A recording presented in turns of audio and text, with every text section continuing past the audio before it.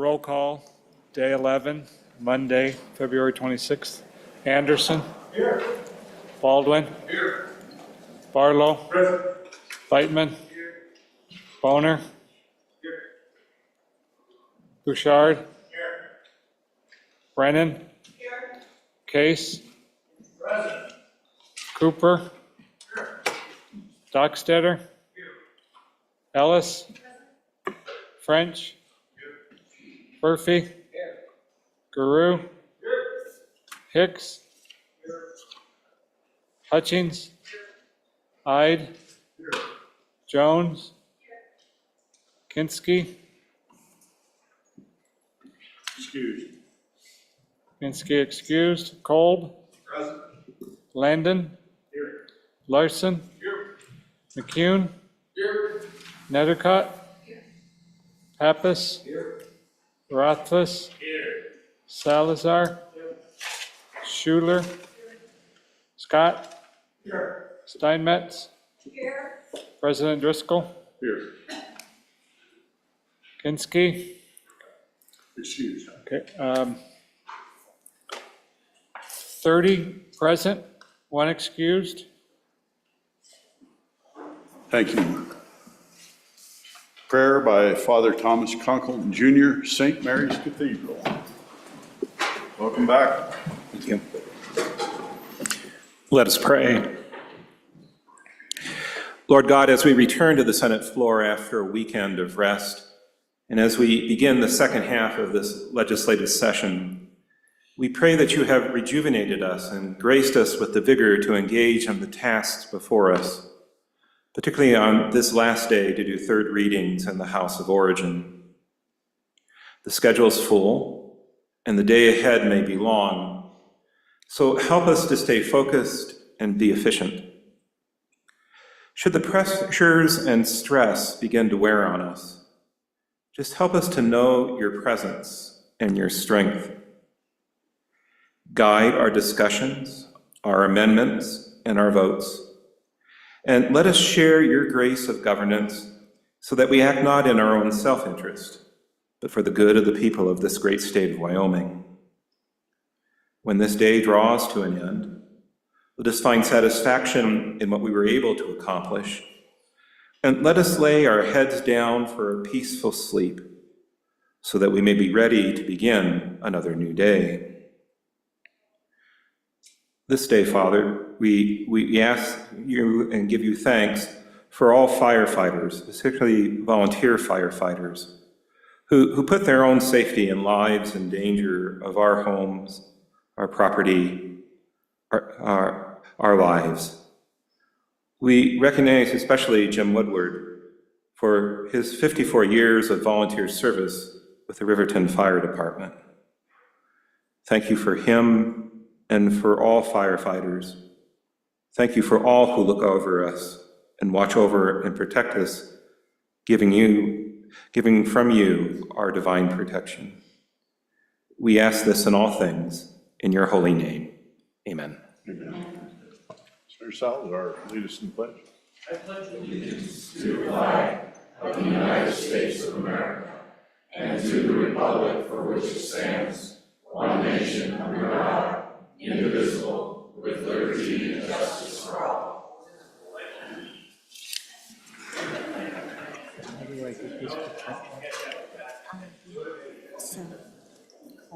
Read the correction and approval of journal. Mr. President, your Journal Committee reports that the Journal of February 23, 2024 has been read and recommends that it be approved. Senator Larson, Chairman. Senator Hyde. Thank you, Mr. President. May I have the privilege of the floor? Granted. Today in our Senate gallery, I have the pleasure to introduce some very special friends from Casper, Christy Davis and her daughters, Abby and Sophie. Abby is a 9th grader who has a passion for all things patriotic. Along with her parents, Dan and Christy, and her younger siblings, Noah and Sophie, she initiated a beautiful summer vacation ritual in Casper a few years ago.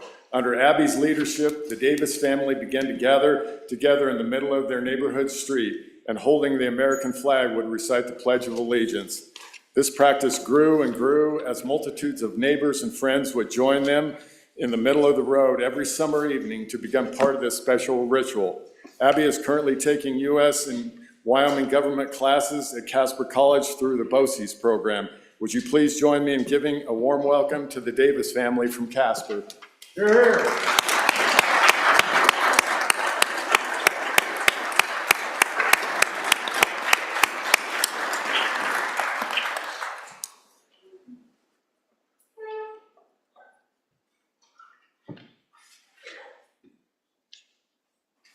Doctor for the day, Brendan Fitzsimmons, MD, Family Medicine, Saratoga, Wyoming. Welcome. Come on out.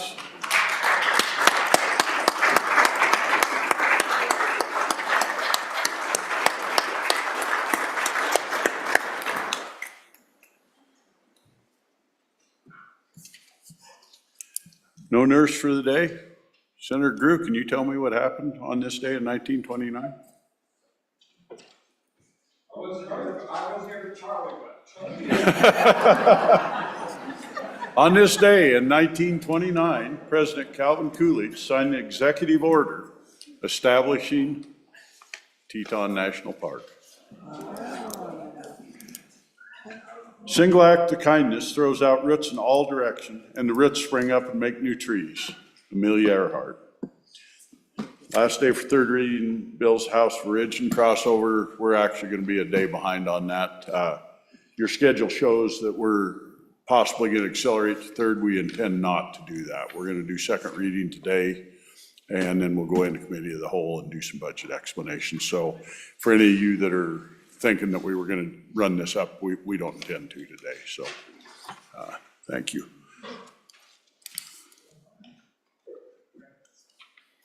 So, reports from standing committees. February 26, 2024, Mr. President, Committee Number 1, Judiciary, to whom was referred House Bill 46, Chancery Court Timeline for Resolution of Disputes, respectfully report same back to the Senate with the recommendation that it do pass. Ayes, Senators Case, Cooper, Furphy, Landon, and Schuler. Senator Landon, Chairman. Thank you, Randy. Now we've got some pretty special folks. Senator Baldwin is here with Jim Woodward, and I've got a joint resolution here, and we'd like to have Senator Baldwin bring Mr. Woodward in. Joint resolution of the undersigned members of the 67th Legislature, State of Wyoming, recognizing Jim Woodward for his 54 years of ongoing service with the Riverton Volunteer Fire Department. Whereas Mr. Woodward was born in 1938 and elected to the Riverton Volunteer Fire Department in 1970, and whereas Mr. Woodward is an active member of the Riverton Volunteer Fire Department who continues to attend meetings and assist on fire calls, and whereas Mr. Woodward has served as a volunteer firefighter for 54 years and currently known as a senior whip of the Riverton Volunteer Fire Department, and whereas Mr. Woodward's knowledge of fire apparatus makes him an invaluable resource to Riverton Volunteer Fire Department colleagues, and whereas Mr. Woodward has held numerous positions within the Riverton Volunteer Fire Department, including Fire Marshal Lieutenant, Fire Marshal Rescue Captain, Fire Marshal Assistant Chief, Fire Chief twice, and as a trustee 3 years. And whereas Mr. Woodward earned the Riverton Fire Department Citation Merit Award in 1995, now therefore be it resolved by the undersigned members of the 67th Legislature of the State of Wyoming that on behalf of the State of Wyoming, we hereby recognize and commend Jim Woodward for his 54 years of service to the Riverton Volunteer Fire Department, signed this 26th day of February. Welcome, Mr. Woodward. Would you like to have a few words?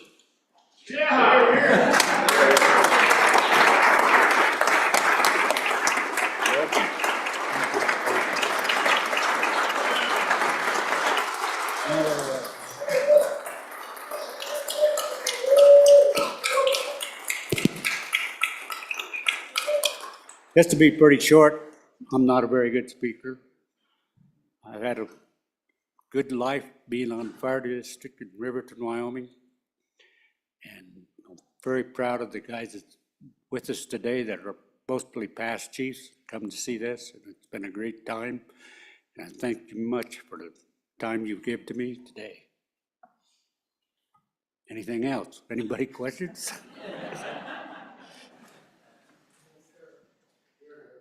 Very good. That's, Thank you.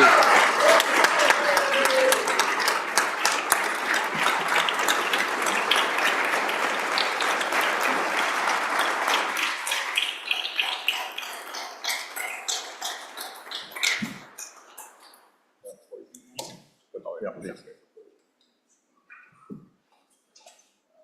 Senator Baldwin has introduction for a big crew upstairs, and then we're gonna have you guys come up here and take some pictures with us real quick. You know, I think it's really important that we recognize the better half here, the one that really made this all possible for JW. And she's going to run away and hide, right? We won't make her say anything. But this is, she did run away. I thought I was just joking. Okay, very good. This is Shirley. It's a long story, and I was going to share to you how they met. Essentially, it sounds like she was working in a shop. JW worked in a creamery, and part of his job was delivering milk to the milk boxes. Not everybody here remembers that, I'm sure. I remember, but we have some young folks here that won't remember that when you had milk delivered to your milk box. Anyway, Shirley worked apparently in the malt shop that was a part of this business, and one night she needed a ride home and she didn't have a car. So she asked JW if perhaps she could use his car to go home, and he said, that's fine, but not unless I go with you. Now, the result of that is what you see here, and what you see up here on the balcony. JW and Shirley bring a number of their family with them. I had the fortune of being able to go out to dinner with these folks last night. JW has produced a long line of firefighters, as well as a number of other things, nurses, teachers, et cetera.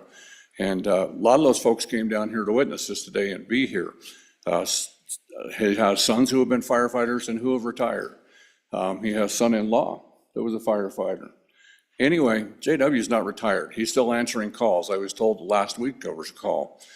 He doesn't run into the fire like he used to. None of us can, but he's still very active. He thinks he might retire someday when the last truck that he helped spec out comes in. For those of you not familiar, specing a truck it's not like going and buying a family car. It's a lot more complicated. It's a lot more expensive than that, and it's a lot more complicated. And I hear that he's one of the best at it. He's been doing it for a long time, and he's got a truck that they're waiting to come in now. He told me that maybe he'll think about retiring when that truck comes in. I wouldn't hold my breath. When fire gets in your blood, it gets in your blood, and it goes through your family. Firefighters are a family. We're all a family. Now, even those that aren't direct relatives, we're all a family. So that's important. With that, I would like all these folks up here in that balcony that you can see, that are behind me that I can't see. I'm not going to read all their names because I can't remember all of them. But you see there's a lot of uniforms up there, active firefighters, mostly a lot of retired fire chiefs or current fire chiefs, as well as JW's family. I'd like you to acknowledge them, and please welcome them to the Senate.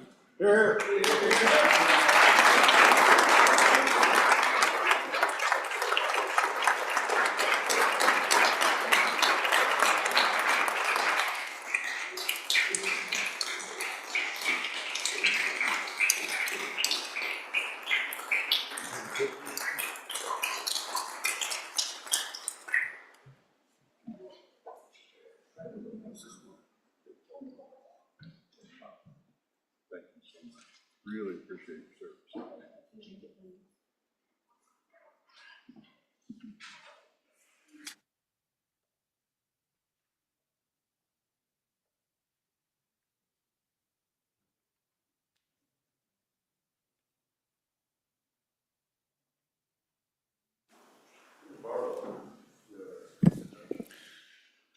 Thank you, Mr. President. So it's with pleasure that I get to introduce our new page for the next 2 weeks.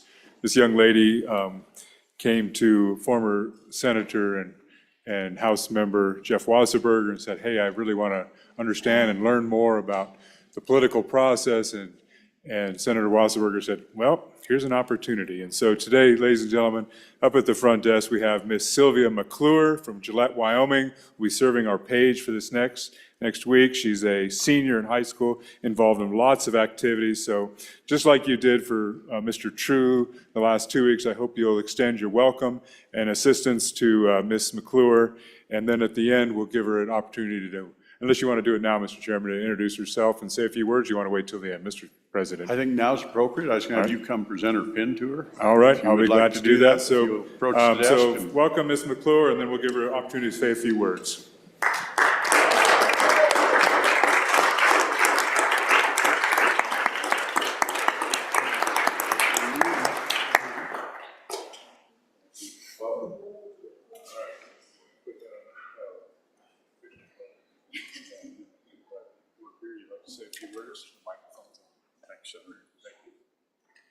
Good morning. Hopefully everybody's had a good weekend, able to rest a little bit. I heard it was a long week last week. I am extremely excited to be given this opportunity. I'm excited to be here and to hopefully absorb as much as possible and to get to know all of you as well. I would love to be able to learn and really get involved in the process here. Thank you, guys.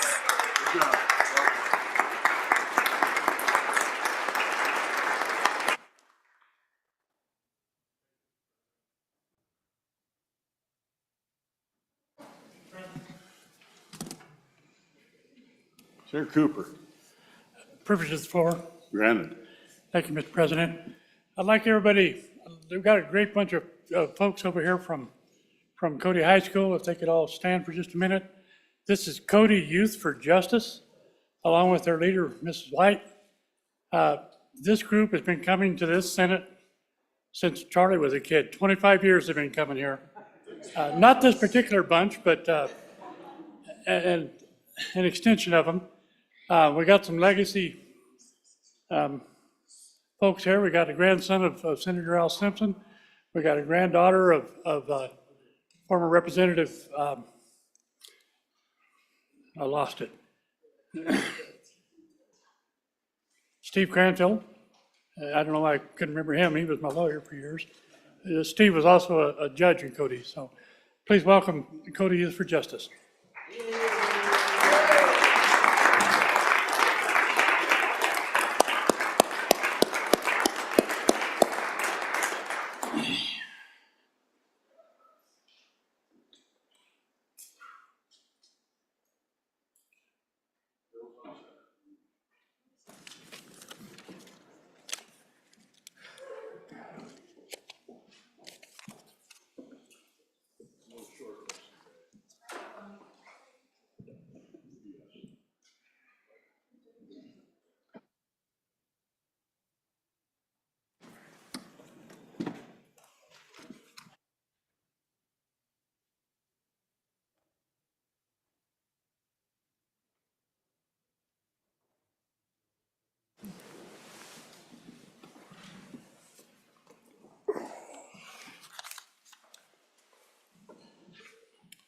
Bills on second reading.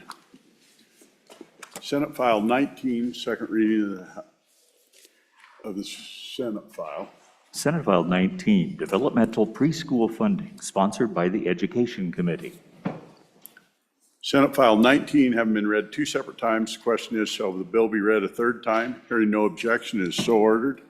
Senate File 23, second reading of the Senate file. Senate File 23, Public Utilities Energy Resource Procurement, sponsored by the Corporations Committee. There is an amendment. Can we have the amendment read in, please? Senate File 23, second reading amendment number 1, page 8, line 5, after. Senator Case. Thank you very much, Mr. President. I would move for second reading amendment number 1, Senate File 23. Mr. President, this bill deals with public utilities and their resource procurement. I'm sure you recall, Mr. President, a couple of years ago, we passed a bill that essentially allows a utility to make a deal with a customer, these are very large customers, to procure the kind of energy that they would like to receive. As you probably are aware, it's very, a lot of big companies like to be associated with renewable energy, so they will ask the utility if they can have more of a mix of renewable energy. In Wyoming, we thought this through and we developed a mechanism whereby this can be done under a special arrangement that is not harmful to other customers. In essence, the utility customer has to pay all the additional costs, and none of the additional costs come out of the other customer base, except for the one requesting the tariff. What this amendment does is make sure that we have an exception in this planning process for those types of procurements that happen in special circumstances where a specific customer requests this from the utility and the other customers are protected by our existing law. I ask your support of the amendment.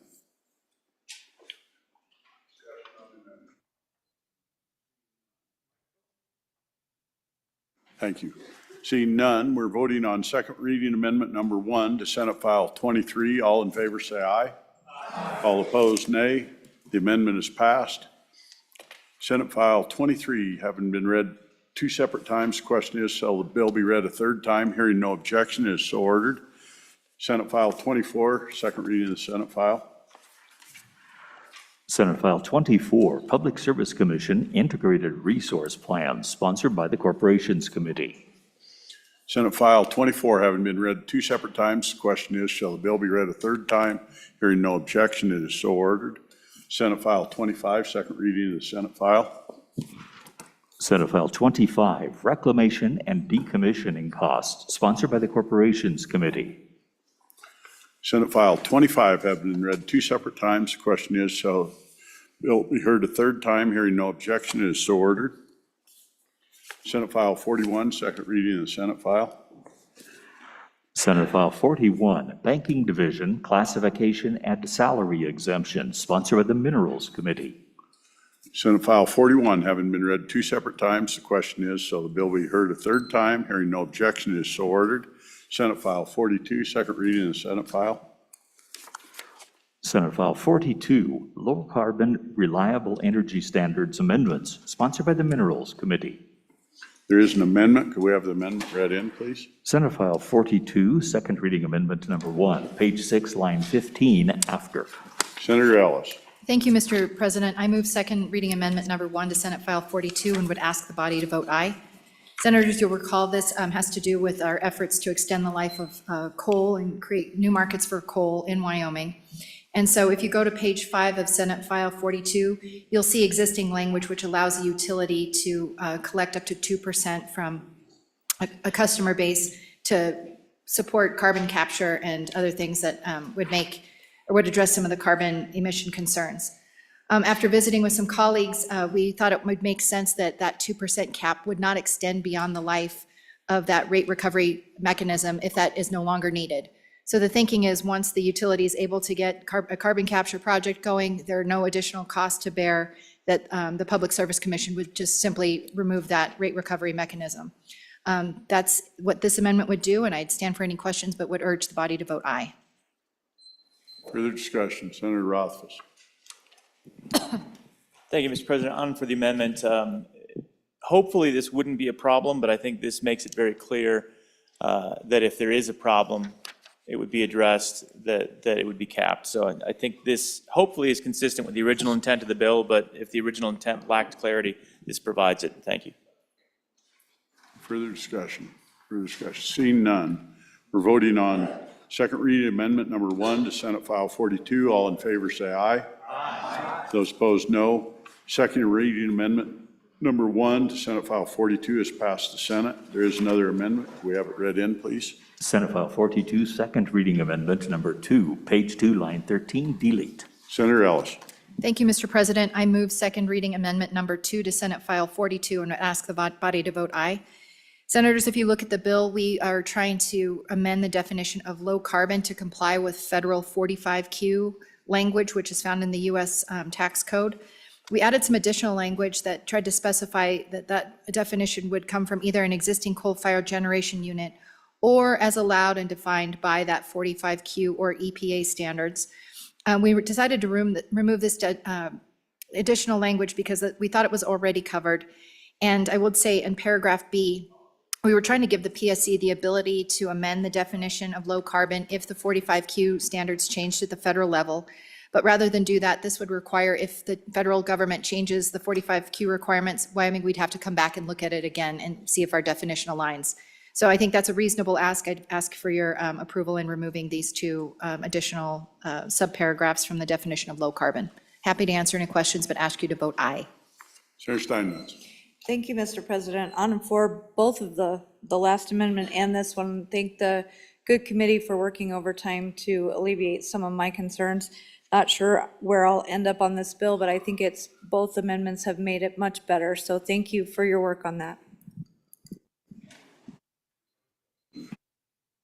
Further discussion, seeing none. We're voting on second reading amendment number 2 to Senate File 42. All in favor say aye. Those opposed, nay. Second reading amendment number 2 to Senate File 42 has passed the Senate.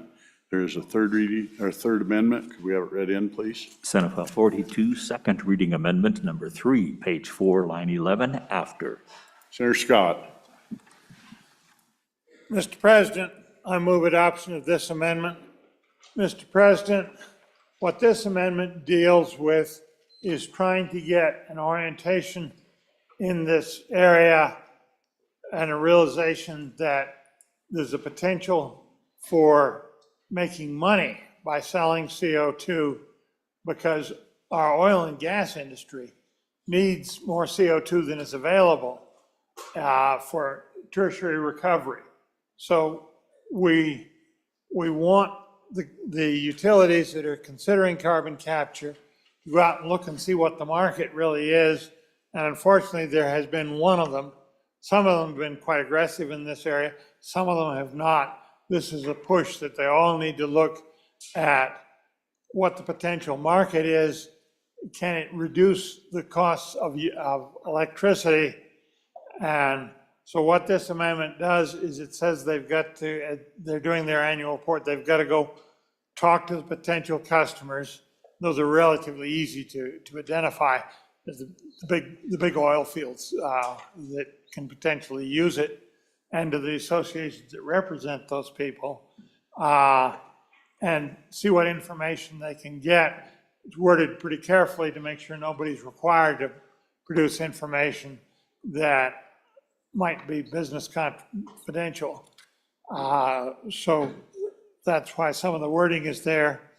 And then to put some teeth in to make sure they'll do it, gives the Public Service Commission the ability to reduce their recovery, deny part of the recovery that's authorized here if they don't get a complete job done.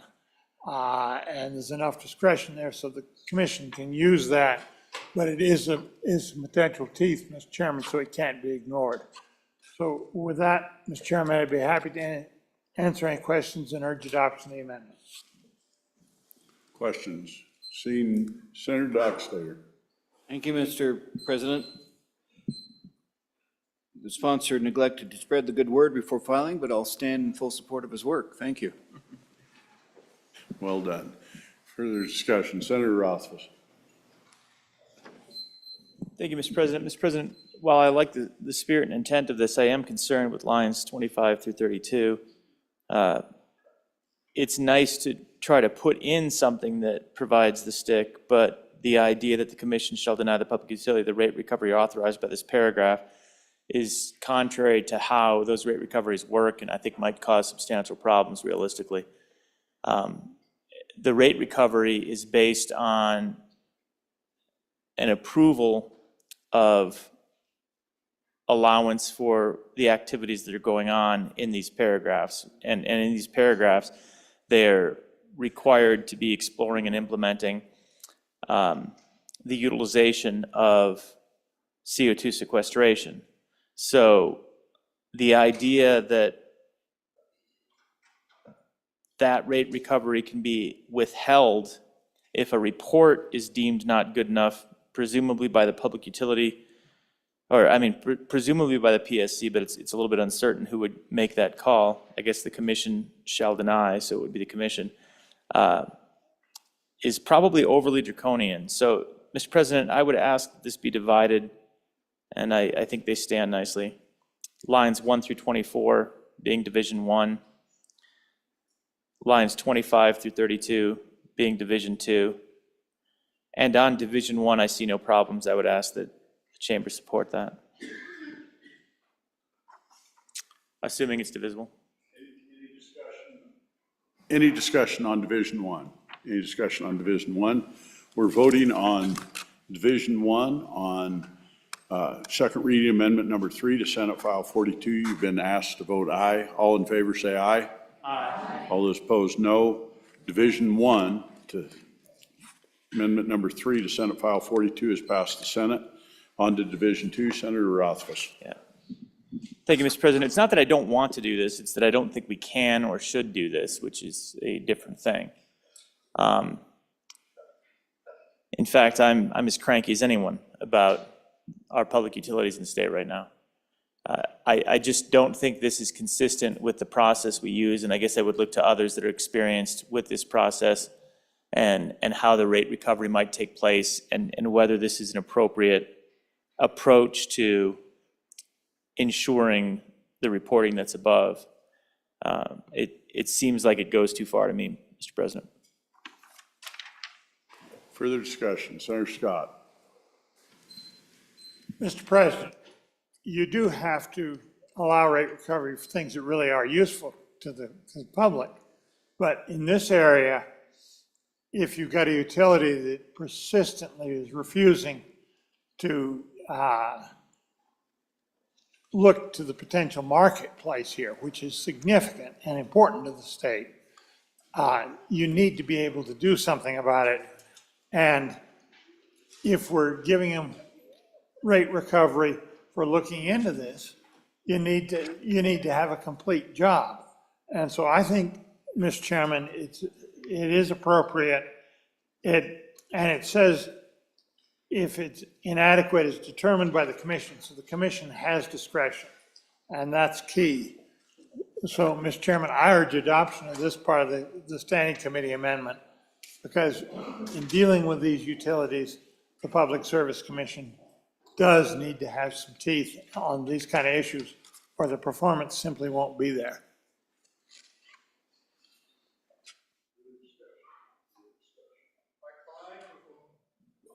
Further discussion? Seeing none. We are voting on Division 2 to amendment number 3 to Senate File 42.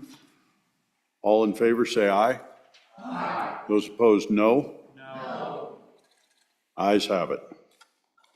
Division 2 has passed. We're back on the bill.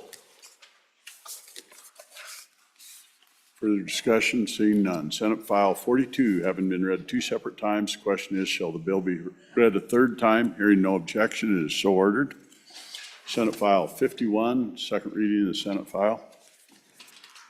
Senate File 51, unlawful dissemination of misleading synthetic media, sponsored by the Blockchain Committee. There is an amendment. Would we have the amendment read in, please? Senate File 51, second reading amendment number 1, page 5, after line 18, delete. Senator Rothfuss. Thank you, Mr. President. Mr. President, I move second reading amendment number 1 to Senate File 51 and ask the body's favorable consideration. Mr. President, I mentioned during Committee of the Whole that there were a few concerns that were raised by stakeholders with regard to implementation of the Act. These 3 provisions in the H paragraph would represent and directly address those 3 concerns that were raised. The first of those is a circumstance where you have a bona fide news event that is being broadcast and an allowance of consideration under a circumstance where there is a bona fide news event if the broadcast clearly acknowledges through content or a disclosure in a manner that can be easily heard and understood or read by the average listener or viewer that there are questions about the authenticity of the synthetic media in the election communication. Mr. President, I think that's already covered by the Act, but there was concerns that it wasn't covered by the original language, and so that's here. The Romanet 2 is very specific to a circumstance which is a required exception under federal law, under 47 U.S.C. 315, where a broadcaster is required without any form of censorship to broadcast political advertising and cannot do anything with that political advertising. So that's federal, assuming that it's a broadcaster over that's FCC regulated. So it's just a straight up carve out where federal law preempts. And the third provision gets to the concept of information providers where they're not controlling the content. So imagine a circumstance where the actual fiber optic is delivering information to you. That's what the third provision targets, that is not an entity that's held responsible because they don't interact with the data itself. They simply transmit that data. So those are the three provisions that wanted specific carve-outs, and those seem to be reasonable carve-outs because they are not consistent with the intent of the dissemination that the Act is looking for. So with that, I would ask the body's favorable consideration, or I'm happy to answer any questions on this amendment. For discussion or question, Senator Hicks. Yeah, Mr. President, I'm a little bit concerned with the terminology bona fide newscast or a bona fide newscast. Who makes the determination what's bona fide nowadays? I don't know who does. Is that just the news service, or who makes that determination that this is actually, quote, a bona fide newscast related to an event? Further discussion? Senator Bouchard, thank you. Thank you, Mr. President. I have a little problem there that we're just giving somebody a carve out. They need to be held to a standard. I don't trust the media anymore. We're going to sit here and say the media can just have a carve out. What if they play the piece that was maybe even done under satire, but it comes out as the person who was portrayed in artificial intelligence is actually looks real? What if it all looks real and it gets used against someone and the media gets a carve out? I don't think so. That's not a good idea. So I'd be against this. Further discussion. Senator Dockstader. Thank you, Mr. President. That's portrayal, that's an inaccurate portrayal. What we need to do is we set up all that's going on with AI and synthetic media. We need to put some protections in because we don't know how much of a problem this is going to be. This thing, as it unfolds, people could be portrayed as doing something that they're not. It goes into the legal world. Mr. President, that was an inaccurate perception of what's going to happen here. We need to put the protections in. We need to get our ship righted up. We need to get our house in order to handle all these changes, and this is just one step in doing that. Further discussion. Senator Rothfuss. Thank you, Mr. President. I appreciate the discussion on the Romanet 1 paragraph regarding the concept of bona fide newscasts, news interviews, et cetera. So as far as who would adjudicate that, this is civil recourse. So that means that you effectively have the opportunity, if you're bringing withstanding a case, you would be bringing it to the courts, and at that point, the courts would have the potential to consider, is it a bona fide newscast or is it not? This is language that is similar to what's used in, I think, 3 other states regarding the bona fide newscasts. And honestly, Mr. President, as I noted before, the reason that we didn't include it is because the Select Committee felt that it was already in the Act as drafted, and I still feel that way. The request was made where folks that are stakeholders in this television broadcasting and news services felt that this helped to provide clarity of the issue. But the key provision here that is, in my view, the reason it's consistent is that last aspect of the paragraph that indicates that the broadcast has to, just like the bill says, clearly acknowledge through content or a disclosure in a manner that can be easily heard and understood or read by the average listener or viewer that there are questions about the authenticity of the synthetic media in the election communication. And that's effectively what the bill does to begin with. It says that if you're going to have synthetic media and you're going to disseminate it, that you have to note that it's synthetic media. So, Mr. President, this is a belt and suspenders request by news media that there be clarity, and I'd ask the body to adopt it. The other two provisions are independent from this one, and provide additional clarity. But again, I understand the concerns that are raised on the Romanet 1, but at the end of the day, I don't think it does anything except provide the clarity that was requested by stakeholders. So ask the body to support this amendment. Senator Hicks. Mr. President, I want to divide the amendment.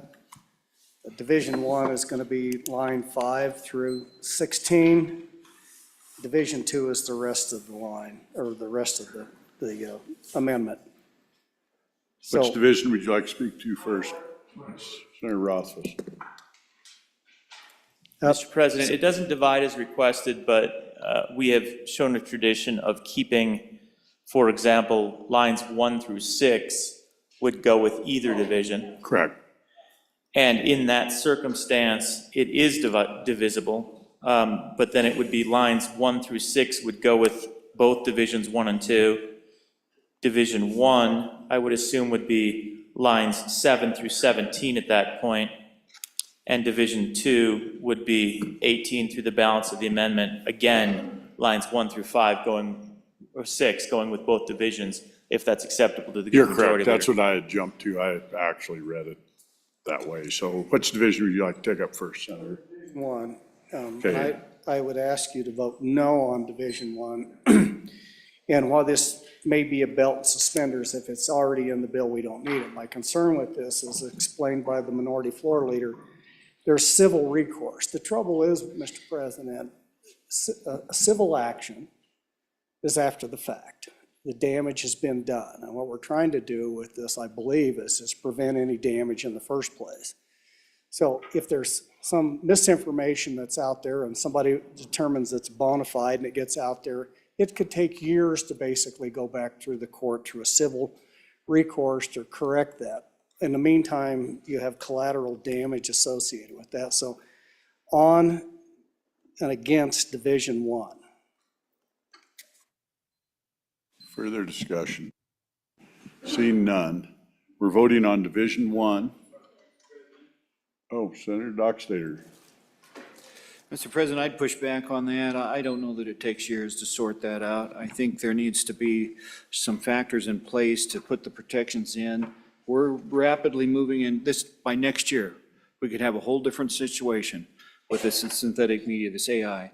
I'd push back on this and ask for your approval of the amendment. Thank you, Senator Dockstader. Further discussion? Further discussion? Seeing none, we're voting on second reading amendment number 1 to Senate File 51, Division 1. You've been asked to vote no. All in favor say aye. Aye. Those opposed, no. No.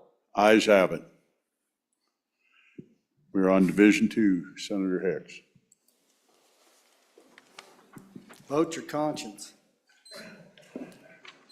Question being called. We're voting on Division 2, second read amendment number 1 to Senate File 51. All in favor say aye.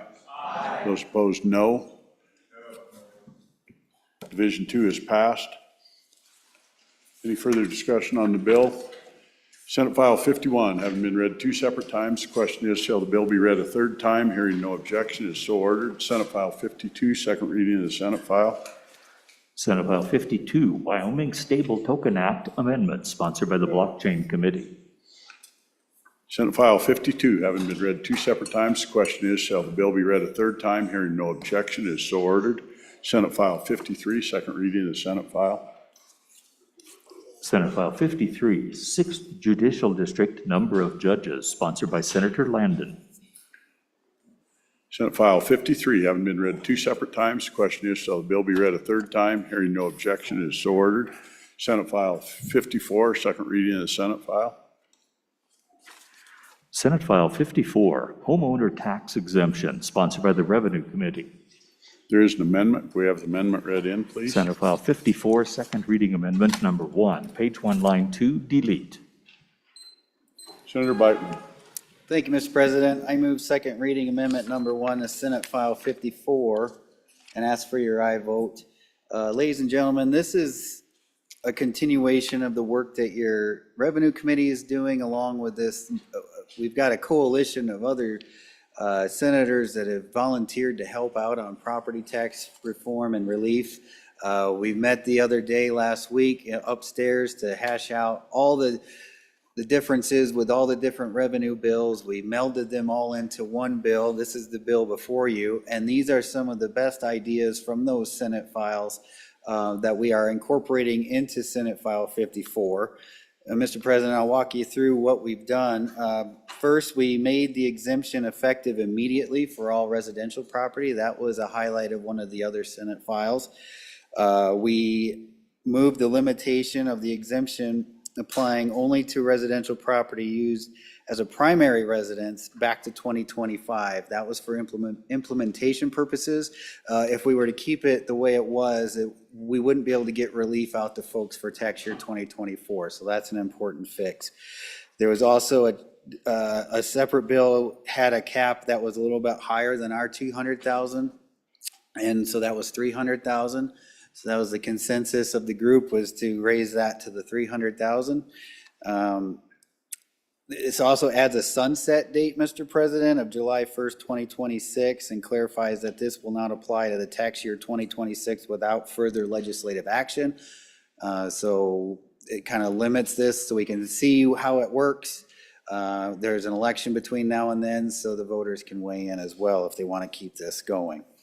That was a compromise position there. And also, finally, Mr. President, we took the good senator behind me's definition of residential real property and added it to this bill. We felt that that was a little bit better definition of what we were looking for with residential real property.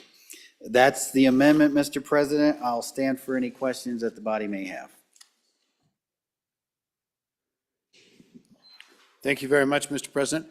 I guess my first question would be about the issue of the primary residence. So as I read this, if we take out the distinction about being a primary resident, that would allow this exemption to be used by folks that don't have their primary residence in Wyoming, second homes, vacation homes, other properties, up now to $300,000, and so I think the average home price in Wyoming, somebody mentioned it the other day, but this is close to the average. So for the average, I would imagine vacation rentals and second homes are probably in nicer areas. So maybe their average is 600,000 to $1 million, but this is still a big chunk off their property taxes for people that don't live here, Mr. President. I'd like to know why we would want to do that.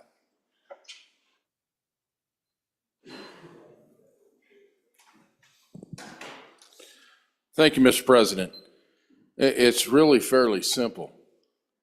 If we put any sideboards or application processes in these property tax bills, we will not bring any property tax relief to anybody. So at the end of the day, it was necessary to do this to ensure we did get some property relief out the door this year, instead of tabling it, kicking the can down the road, and making another interim topic. Thank you, Mr. President. Senator Kolb, then Senator Scott. Thank you, Mr. President. I didn't see a fiscal note on this. How much more money will this increase the cost from $200,000 to $300,000? Could I, maybe it's going to come in the next reading, but I certainly can't support this without knowing that. And I think we are in a lively conversation about property tax reduction. Nothing is dead yet. We're working the problem. Thank you, Mr. President. Mr. President, same question, but a little broader. What's the total that this is going to get in relief, and how does it divide out between education in particular and local government? And what's the total if the bill passes with this amendment? Senator Rothfuss. Thank you, Mr. President. I have two questions. The first is there any sort of backfill? I don't believe there was before, and I don't see it here, but I just wanted to confirm that there is no backfill on this to make the local counties whole. And then second question relates to the idea of trying to get this out the door quickly, which I think is an admirable objective, but was there any discussion, instead of opening this up, because that's an easier approach to all residential property, just having a little bit of a delayed effect where you apply for the rebate in a similar way that we do right now? So that would delay it a little bit, but would certainly provide a remedy during this tax year. It would just be slightly slower. So I'm curious if that discussion took place, because that would allow the possibility of maintaining primary residence only and affecting the 2024 tax year at the same time. Thank you, Mr. President. Thank you, Mr. President. I think to kind of provide a little bit more clarity to the comments from the senator from Campbell County, one of the concepts associated with a number of these bills was that broad application in year 2024 to all residences. The basis for that broad application has to do with the logistics from the assessors. The assessors will be issuing their notices in 30 days from the time we end session. And so that doesn't provide a great deal of turnaround.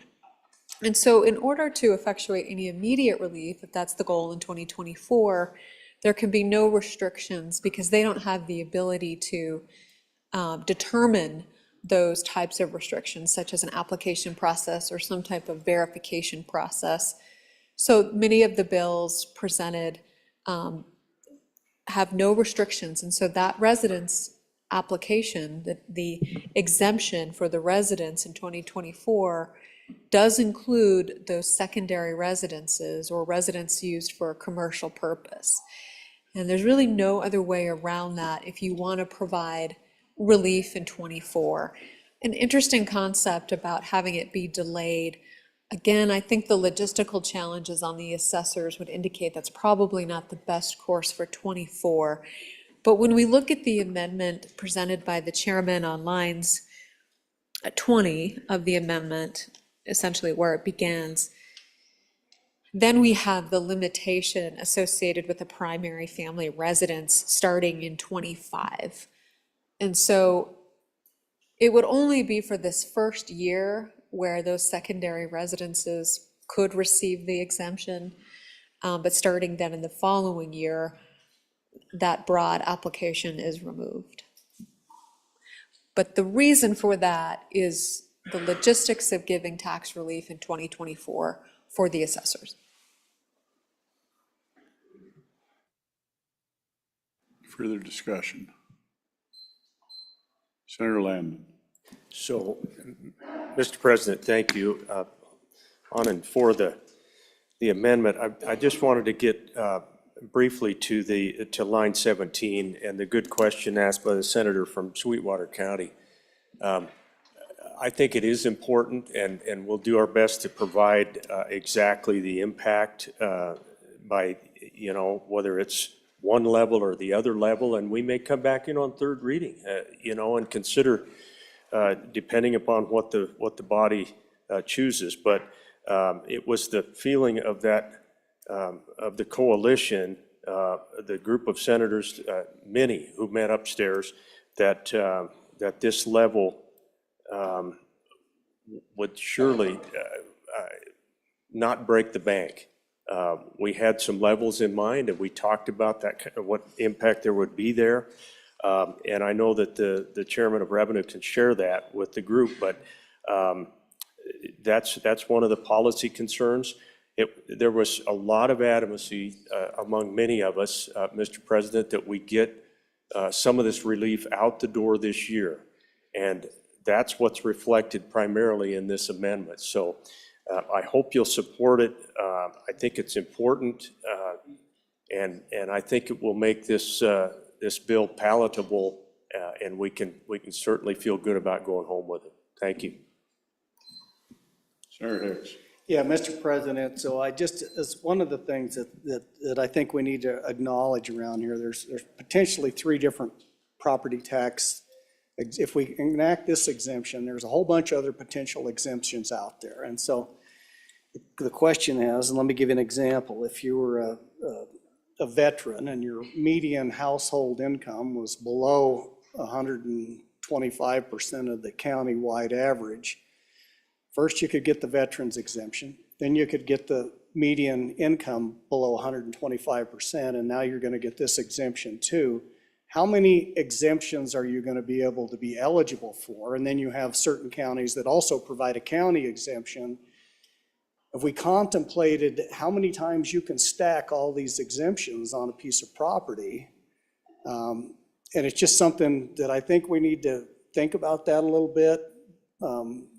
You may actually have people that are making money with all the exemptions that we've contemplated in this body, but just, is that something that was discussed, or do we, I'm cognizant of the fact that that potential is out there to happen. Thank you. Senator Barlow and then Senator Rothfuss. Thank you, Mr. President. So I do appreciate some of the discussions occurring because that is correct. There are more things to consider, but we have to have a vehicle to consider within. I've made the inquiry about where we are with these numbers, and to the good majority of floor leaders' point about, what is the hierarchy? That also has to do with another question that came out of Sweetwater County, is the backfill. We know we have backfill for 2 of the current programs that we have on the books. There's a discussion about amending those and expanding them and adding more money to those. So it seems to me that maybe we're building this airplane a little bit as we're flying it, but we already have the basic components. We already have the basic components. So let's continue to work this process, work these issues, and more information will be forthcoming. And we're getting things, we're getting other bill ideas, and we're sending something out that has ideas, and we'll continue to gather information. But I think these are all very important questions, and we're learning as we go, and we will continue to keep this body, I will do my best to keep this body as informed as possible so we can make the best decisions. Thank you, Mr. President.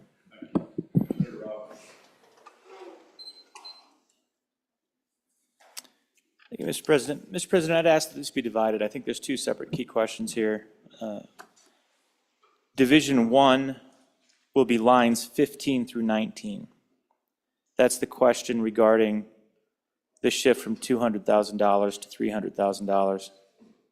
And the balance of the amendment will be Division 2.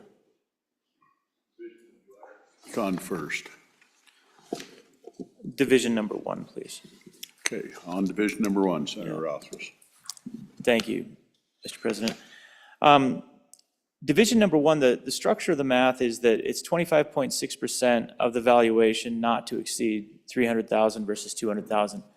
I think it's important to understand what that math does. It provides this tax relief to those with home values between $800,000 and $1.2 million. And that's all it does. That's the extension. It doesn't provide additional relief to anybody with a home less than $800,000 in value. It seems like it does. It seems like it would, based on when you're reading it, but that's not how the math works out. It's 25.6% up to $200,000 or up to $300,000. So the choice here, the policy choice in Division 1 is simply, do we provide relief for homes valued between, or for the portion of a home valued between $800,000 and $1.2 million, yes or no? And particularly when we're looking at second homes in this first year, Mr. President, honestly, that makes me a little uncomfortable. I'm already uncomfortable going up to an $800,000 home, which is well above the median in the state, right? We're providing substantial tax relief to folks that can afford. And I hope everyone has seen some of the circulating material that relates to the taxation by income quintile, all state and local, where the lowest quintile pays around 11% of their total revenue to taxes in the state, and the highest quintile pays around 4%. So where I know that many people believe that taxes should be flat, and that's the justification for this, the reality is right now it's already a regressive tax structure, and this just further exacerbates the regression of that tax structure. So, Mr. President, I'd ask that everybody be very thoughtful about this. It would be very different if it were the first $200,000 or the first $300,000 of assessed valuation, which is then a uniform credit. This is not that. This does not provide a single additional nickel for somebody that's got a $100,000 home. They simply have a $25,000 exemption, and most of the concerns we've heard are from folks that have fixed income, low income, and are struggling with that initial valuation. So I'm concerned about this, and I'd like to hear if there was any discussion about how the interest to get up to the $1.2 million assessment was achieved. Thank you. Senator McEwen. Thank you, Mr. Chairman. I've run the numbers on this, and it's not $1.2 million. It is, however, about $980,000.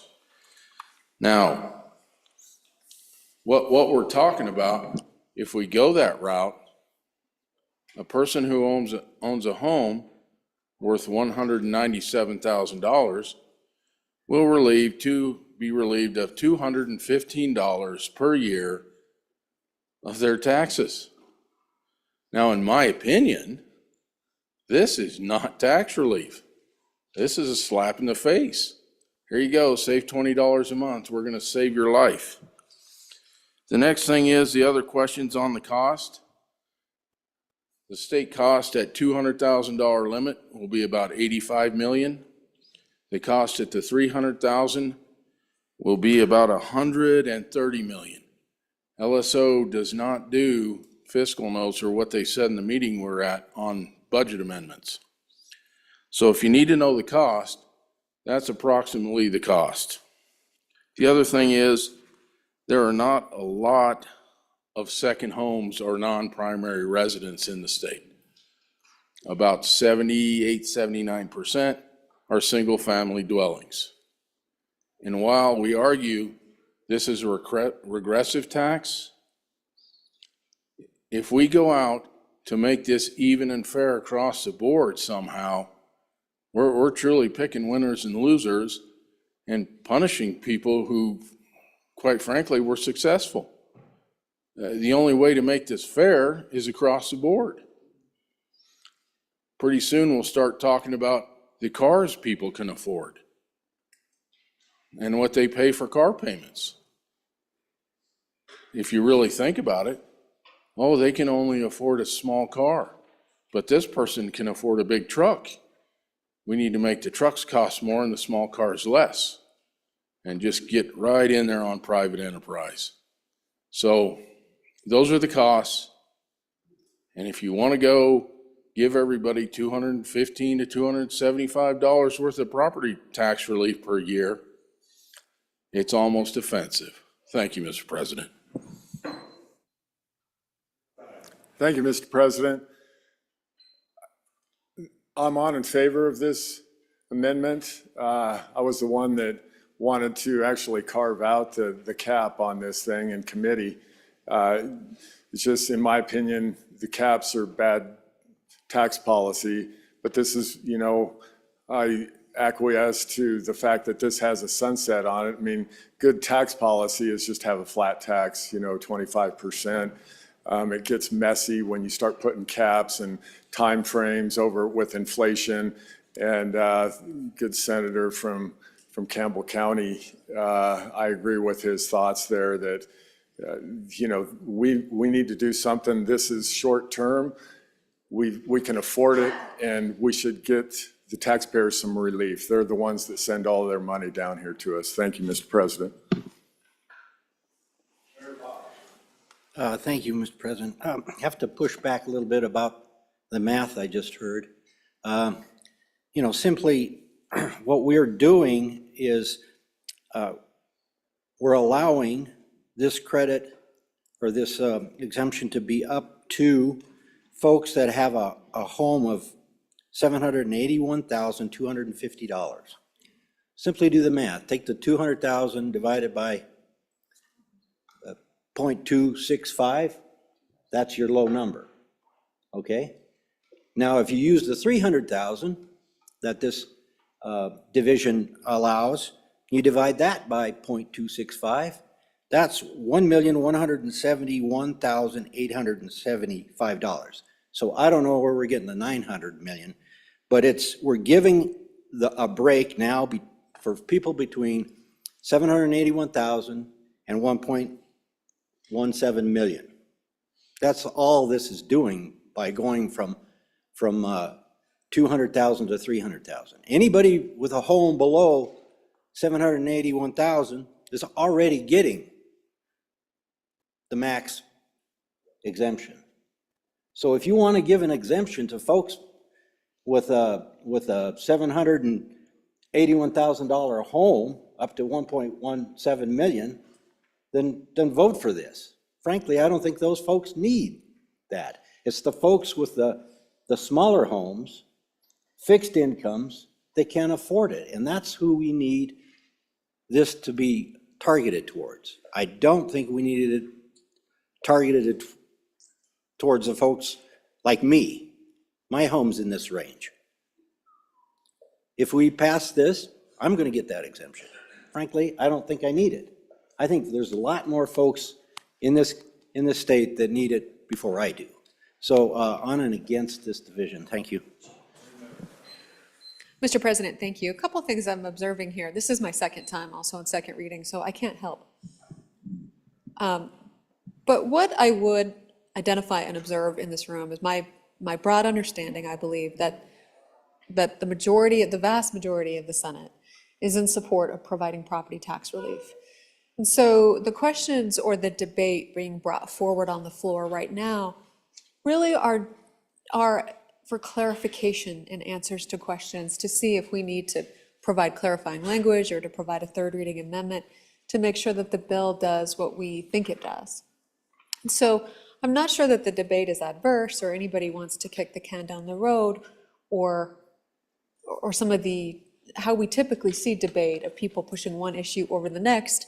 I think right now the purpose of this debate, recognizing this is a really significant piece of legislation with some pretty significant policy considerations in the amendment, most of the questions or the comments are directed at clarity and obtaining facts, not necessarily in an effort to not see this bill move forward. So just a piece of observation from someone who is used to trying to listen to what the concerns are versus just pushing a position out. So again, I think the majority of the Senate is in consensus for providing some relief, but understanding how that relief works, making sure there's no mistakes in this bill, and getting that full clarification. And so some of the folks that have served in that working group, I think, can provide some of that data-driven answers to those questions, and I would urge your efforts in doing so.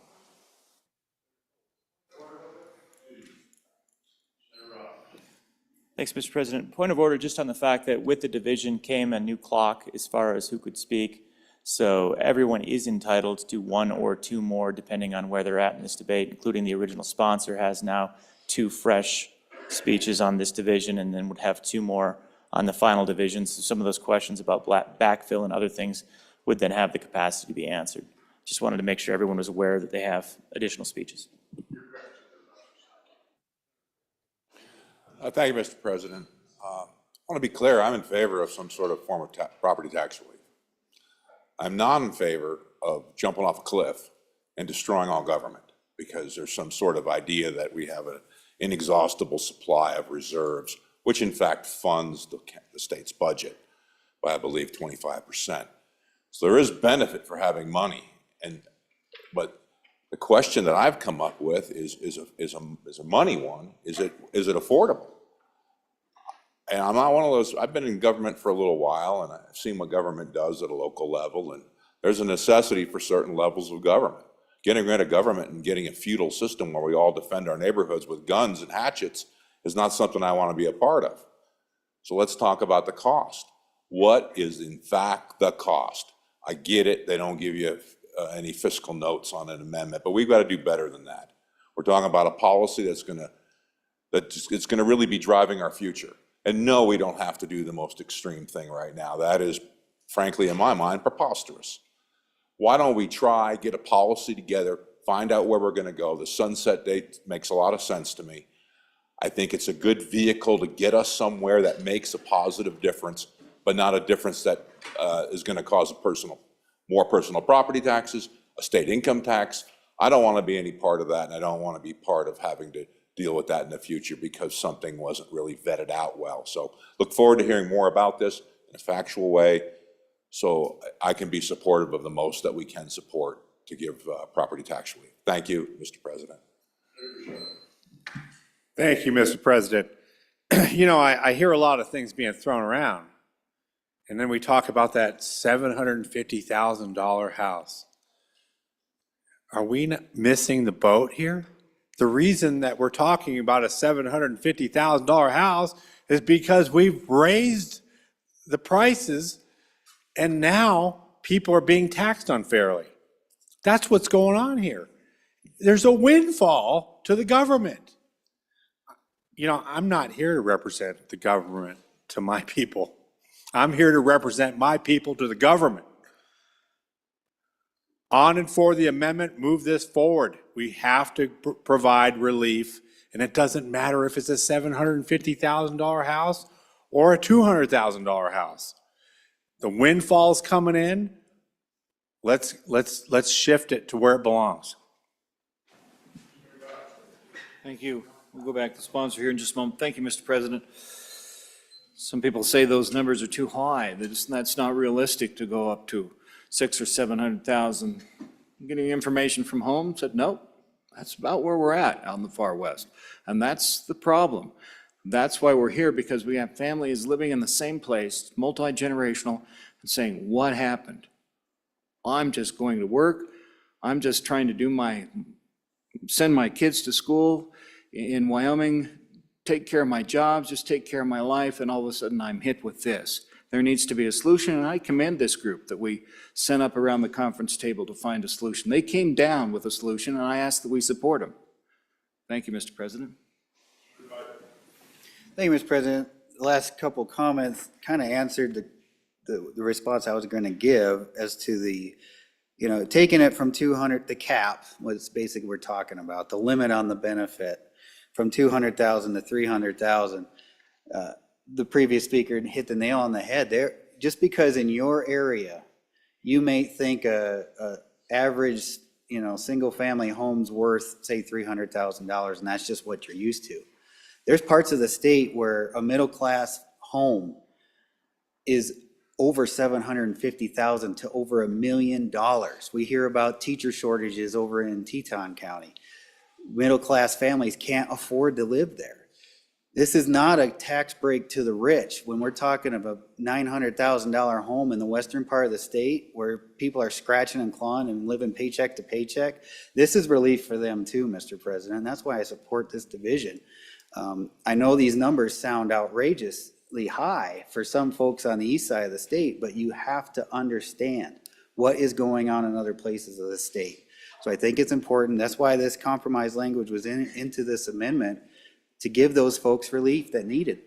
And I support this. And then I'll answer, since I do have a second time on this division, question on the backfill. We talked about that extensively. Our good appropriators will be back in 10 months, Mr. President, to do a supplemental budget. They'll have hard numbers by then. We will see where we're at, and we can come back with a supplemental budget. We also have a direct distribution bill that's going through the process that's added more money to it, so there'll be $40 million extra dollars going back to locals. That'll help. So, you know, we're getting the cart before the horse on the backfill. That's what killed the bills last year, was the debate over the backfill. This is a revenue bill. The backfill is going to be an appropriations bill. We have to trust the process that we can do these things simultaneously for the benefit of the people. Let's see, the fiscal, I think that question was answered. LSO does not do fiscal notes on amendments. What you can do, though, and I have provided people that have asked these questions with spreadsheets that I obtained from LSO to get this information out to people. And if you are curious about this, reach out to me. I will give you that information. I'm dealing with the same information you guys are. We can do the math, we can enter your number, play with the spreadsheet and see what that effect will be. The question about stacking up all these exemptions, that question was asked to me. I reached out to LSO, copied the person that asked me that question. The answer was, no, you will not make money on these exemptions. That was kind of a red herring. So just if you have questions, come to me. I will give you the information that I have. I'm not withholding any information. The rest of this coalition committee members, they'll help you out. Revenue committee members will help you out. I just encourage you to trust the process, keep moving this forward. I appreciate this debate. It's a good debate. And again, any questions, come to me. We'll keep working this thing through. Thank you, sir. Thank you, Mr. Chairman. So as we sit here and work these bills, we have a dedicated staff who's listening in, and as they hear inquiries and somebody reaches out to them, they provide numbers. So the difference in total tax relief in 25 and 26, Mr. President, are different. I'm going to speak to the three, and this goes to the $200,000 versus $300,000. The current division of the amendment, Mr. President, is total. This is local taxing entities and school funding, which I think there was an earlier question before it was divided about 70% generally is education. The difference between 200 and 300 is 200 total taxes first year, 2020, fiscal year 2025, is 120 million. At 300, it's 270 million within a couple $100,000. Second year, the number goes down because then we have the application process and primary residence comes in. So they both go down considerably. So the first one at 200 goes from 120 down to 85, 120 to 85. The second one goes from 127 down to 92.7. So ladies and gentlemen, but I want to be very specific. The jump between 200 and 300, by the numbers I'm receiving and seeing right now, and I'm going to forward that to the entire body, I just got the second set of numbers, is $7 million. $7 million is the difference between 200 and 300 out of 120 and 90 plus. So just put it in some context, and I'll forward this to the entire body right now. Mr. President, thank you. Further discussion? Seeing none, we are voting on Division 1, which is lines 15 through 19, on second reading amendment number 1 to Senate File 54. All in favor say aye. Aye. Those opposed, no. Ayes have it. We're on to Division 2, Senator Rothfuss. Mr. President, point of order. Shouldn't that have been a roll call because of money? I checked with staff. Thank you, sir. That was checked through staff, sir. Thank you. I thought the same, but we checked on it. We are on Division 2. Does anyone want to speak to it? Seeing none. We are on Division 2, which is the balance of the bill. Second reading amendment number 1 to Senate File 54. All in favor say aye. Aye. Those opposed, nay. Ayes have it. Second reading amendment number 1 to Senate File 54 is passed to Senate. Any further discussion? Having been read 2 separate times, the question is, shall the bill be read a third time? Hearing no objection, it is so ordered. Senate File 57, second reading of the Senate file. Senate File 57, Wyoming Adult Hearing Aid Program, sponsored by Senator Furphy. Senate File 57 have been read 2 separate times. The question is, shall the bill be read a third time? Hearing no objection, it is so ordered. Senator Nethercott. Thank you, Mr. President. Privilege of the floor. Granted. Thank you, Mr. President. Good senators, we have with us this afternoon, or this morning still, the Wyoming Economic Development Association and all of their members here joining us up on the steps in front of us and in the gallery today. They're also providing us a wonderful lunch in the lobby in room 54. I hope you can join them and we can provide them a warm Senate welcome here with us today. Welcome, Wyoming Economic Development Association.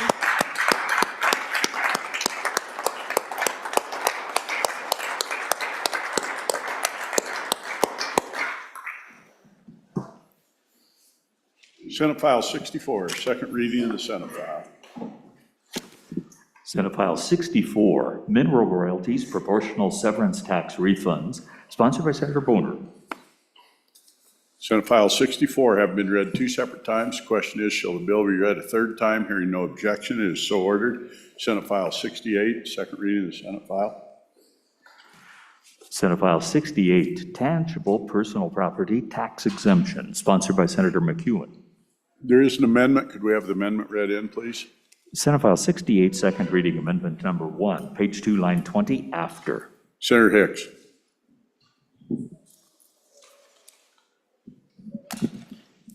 Mr. President, I want to withdraw that amendment at this point in time. I'm still working with staff. We found out a technical problem with the way that amendment, so I would request to withdraw that amendment at this time, and we'll be bringing something back as a third reading amendment.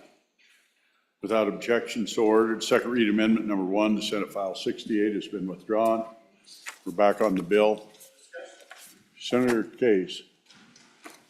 Mr. President, thank you very much. We wondered about what's the impact of this bill, and there are 4 counties that are hit pretty hard by this bill. They're Campbell, Carbon, Converse, and Sweetwater, where in the case of Sweetwater County, more than half of the local percentage value is from this personal property, more than half. It's 53.64% in the case of Sweetwater. Converse is even worse because that's 56.55%. Carbon, you're pretty bad too, especially when you get all them wind farms over there, 49.05%. And Campbell County is our next one, and it is 37.81% of the local percentage of value is from this kind of property. That's an enormous amount of money, Mr. President, and it will have huge ramifications for our local tax recipients. Thank you, Mr. President.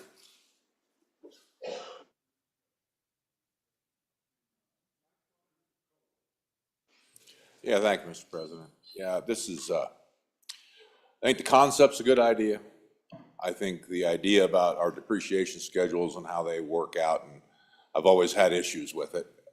But this is frankly a shotgun attempt to decimate the county I come from. The revenue that we depend on, the revenue that we generate for the state of Wyoming, this is just, it's just way over the top. It's too much. It isn't about a meat grinder. It isn't about anything like that. It's about huge amounts of money that is going to have deleterious effects for my people that I represent. So on and against.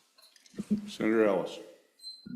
Thank you, Mr. President, and I apologize for not raising this on Committee of the Whole. I was in the chair and didn't want to disrupt the flow of debate. But I remember when I worked on the de minimis language, we had charts, and I gave everyone charts that you could see the impacts to each county along the lines of what we've just been discussing.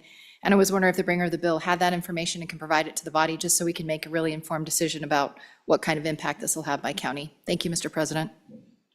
Further discussion? Further discussion? Seeing none. Senate File 68 having been read 2 separate times. The question is, shall the bill be read?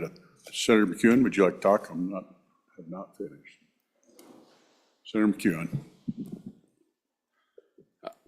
Thank you, Mr. President. I would ask everybody to hold off and let this get to third reading to see the third reading amendment that we're working on.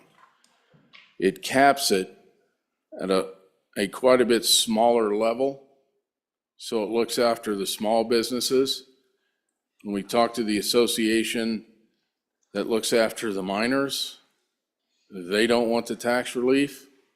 So I don't have a problem with lowering this just so it takes care of the small people. Oil Field Association, they don't want the relief. I don't understand that, but that's fine if that's how they feel. I don't have a problem with not giving them tax relief. The association that looks after the Wyoming taxpayers, they don't want to see it go away either. So we're crafting an amendment that will actually take care of small businesses and meat grinders, if you will. But at the end of the day, I would just say give this a chance and listen to it on third reading. Thank you, Mr. President. Thank you. Further discussion? Seeing none. Senate File 68 having been read 2 separate times. The question is, shall the bill be read a third time? Hearing no objection, it is so ordered. Senate File 69, second reading of Senate File. Senate File 69, Hospice Care Reimbursements, sponsored by Senator Landon. Senate File 69 having been read 2 separate times. The question is, shall the bill be read a third time? Hearing no objection, it is so ordered. Senate File 72, second reading of the Senate File. Senate File 72, Utility Donations, sponsored by Senator Case. There is an amendment. Can we have the amendment read in, please? Senate File 72, second reading amendment number 1, page 1, line 16, after. Senator Case. Thank you very much, Mr. President. I would move second reading amendment number 1 to Senate File 72.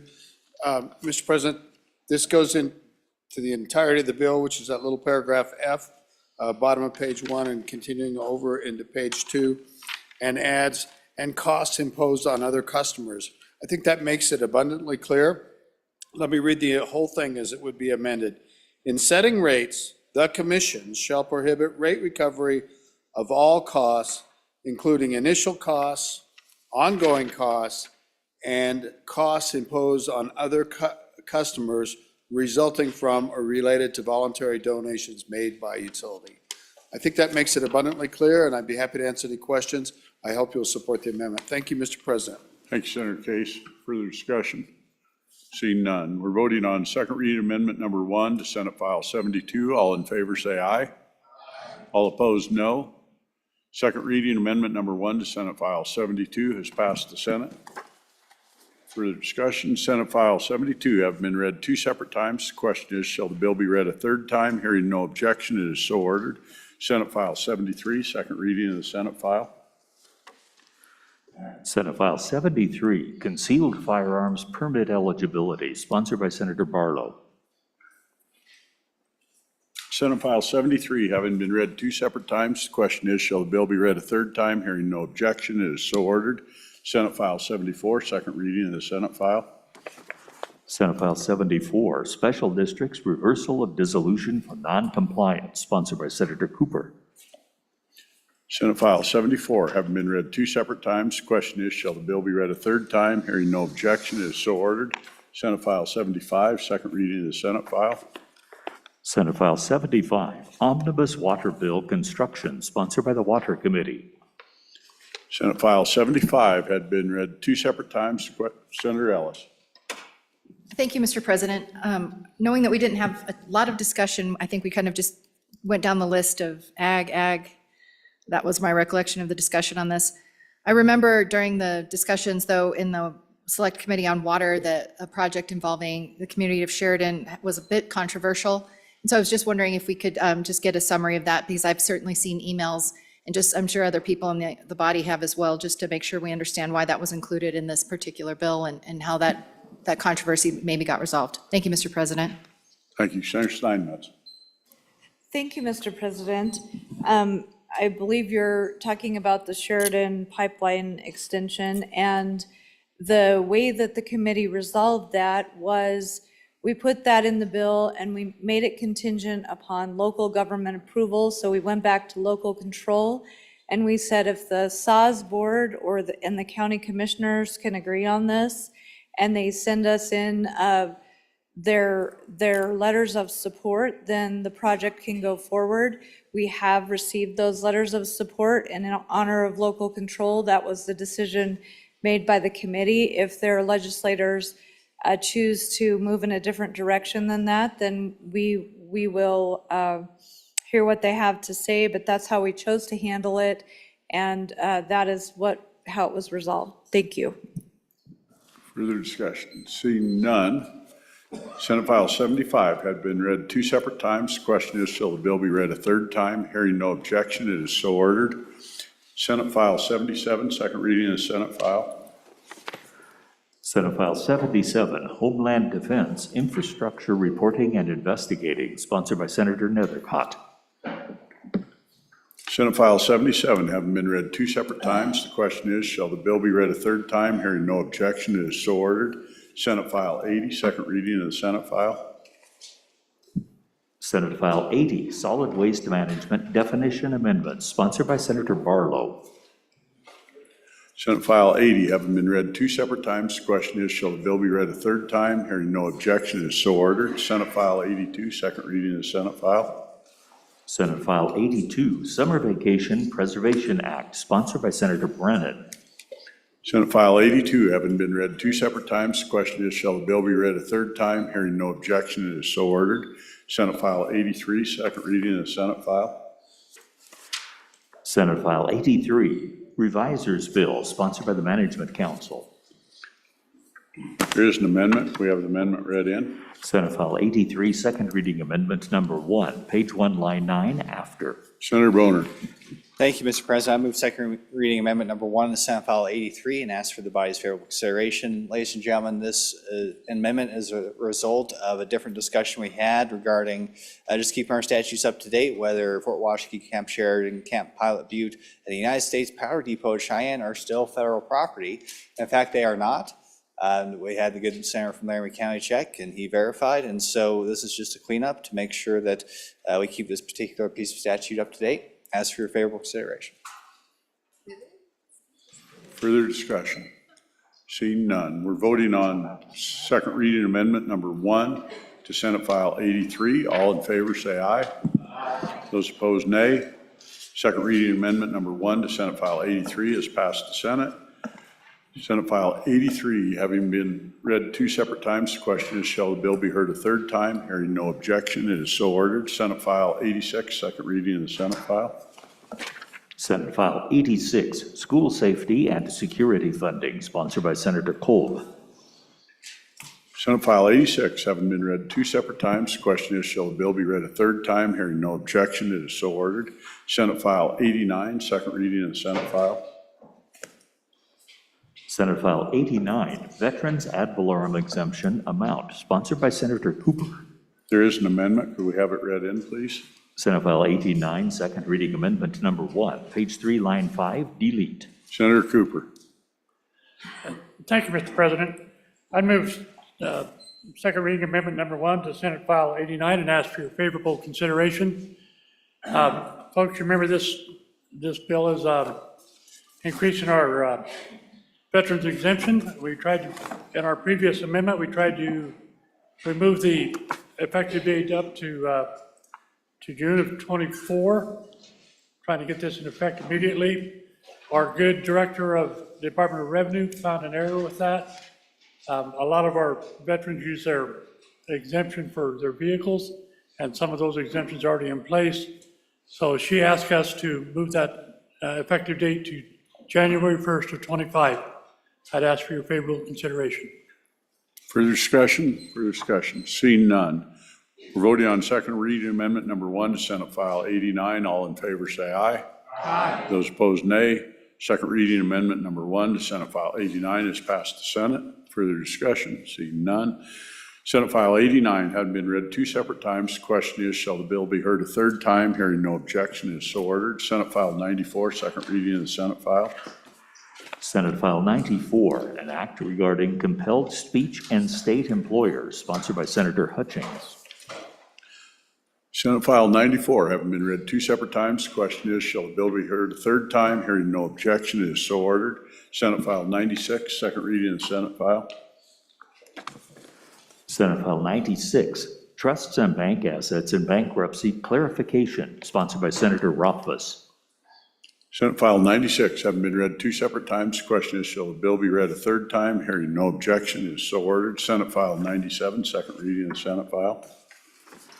Senate File 97, prohibition on distribution of unsolicited ballot forms, sponsored by Senator Hutchings.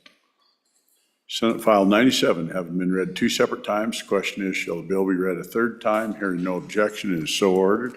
Senate File 98, second reading of the Senate file. Senate File 98, statute of limitations, medical procedures on minors, sponsored by Senator Bouchard. Senate File 98 having been read 2 separate times. The question is, shall the bill be read a third time? Hearing no objection, it is so ordered. Senate File 99, second reading of the Senate file.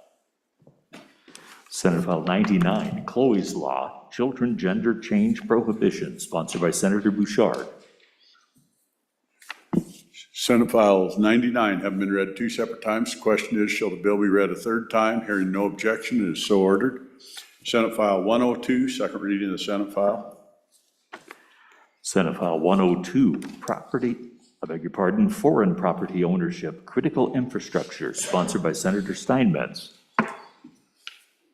Senate File 102 having been read 2 separate times. The question is, shall the bill be read a third time? Hearing no objection, it is so ordered. Senate File 105, second reading of the Senate file. Senate File 105, Wyoming Second Amendment Financial Privacy Act, sponsored by Senator Larson.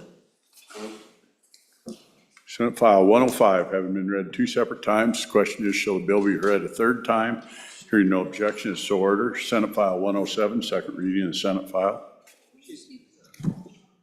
Senate File 107, E-Cigarette and Vapor Material Directory, sponsored by Senator Landon. Senate File 107, having been read two separate times, the question is, shall the bill be read a third time? Hearing no objection, is so ordered. Senate File 109, second reading of the Senate file. Senate File 109, Prohibit Red Flag Gun Seizure Act, sponsored by Senator Beitman. Senate File 109, having been read two separate times, the question is, shall the bill be read a third time? Hearing no objection, is so ordered. Senate File 110, second reading of the Senate file. Senate File 110, School Finance Cash Reserve, sponsored by Senator Dockstader. Senator Ellis. Thank you, Mr. President. I would just like a little more discussion on this particular piece of legislation. And you recall this has to do with how much districts are allowed to keep in their reserves, and we made some adjustments recognizing that our districts would receive an influx of money during the COVID pandemic, and we wanted to give them the ability to plan for that. And so I think this, would help. Certainly I've heard from, listening to the debate on first reading, certain districts, but I think just to offer a different perspective, some of our larger districts that have significant amounts of money in their reserves are now looking at reductions in force going forward, recognizing that these federal monies aren't available. And so the concerns I'm hearing from teachers are, well, why should we allow the districts to continue to save all this money when they're to that percentages that we authorized during the pandemic years, when they could be spending that to address some of the concerns in their workforce. So just a little more discussion. I think this might impact districts differently. I don't recall receiving any information in my inbox about how much is in the reserves of each school district. So just a little more discussion before we move this one along. Senator Dockstader. Thank you. This is set up essentially just to help our districts who struggle with their monthly cash flow. They came to me, a group of districts. He said, can we get this taken care of so we didn't have to borrow from the state and then repay back every year? It's just fiscal responsibility to help our districts operate. It's a common sense approach to budgeting. And districts have authority and understanding about how they can spend their money and direct it. They choose to help teachers, they can, but at the same time, we have districts that could use the help in just making sure they don't have to go back to the state for a short-term loan. It's just a common sense approach that we would use in our own businesses. Thank you, Mr. President. So with that being the stated goal, certainly this is an issue that has come and from my community and some of the school districts that I've represented in the past when I represented part of another county. Small districts have a different concerns than large districts, but let's be clear, ladies and gentlemen, just because you're a large district, such as the district in Campbell County that I represent part of, you can still have cash flow challenges because we're a recapture district. So money flows out of our state, then we have to borrow money from the state to actually refill the coffers so then we can get money later. So while this may be I think this is a short-term solution, there is actually something we need to do different about the flow of money in and out of the school foundation program, et cetera, when there are districts where maybe timing-wise or generally timing-wise are caught short. And so I think there is more to be discussed with this. I don't know that this bill actually solves that problem. And I think more to the point of this question is, these cash reserves, they're actually state resources. So the question is are those state resources in an account somewhere else? What kind of returns are those state resources making? Are they making the returns that they would if they were invested at the state level? So that's a different question, and maybe there's some information on that. And I don't know, to the bringer of the query's point, I don't know how much money we're actually talking about there. Talking about $500 million. What are the earnings on that at the local level versus the state level?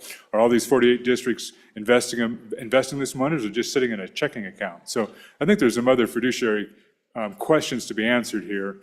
Not that this doesn't maybe band-aid something short term, but I don't know that it's actually the solution that's proper, or the most proper solution. Thank you, Mr. President.